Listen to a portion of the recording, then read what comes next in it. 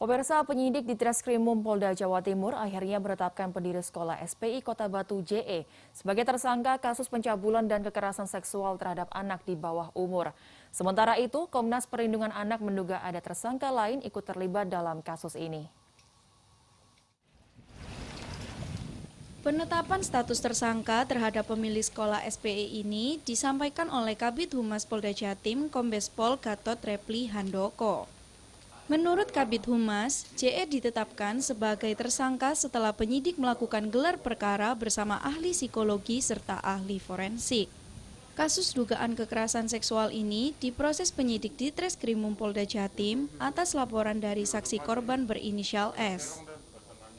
Jadi terkait perkembangan penanganan kasus SPI Batu, dari hasil gelar hari ini tim penyidik menyatakan yang bersangkutan sebagai tersangka dan nanti akan ditindaklanjuti dengan penyidikan selanjutnya untuk pemeriksaan terhadap tim bersangkutan.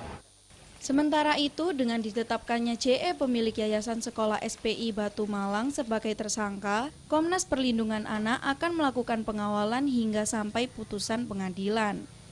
Komnas juga memberikan apresiasi untuk Polda Jatim dalam kasus pencabulan anak karena sudah 67 hari kasus berjalan namun terlapor berstatus saksi.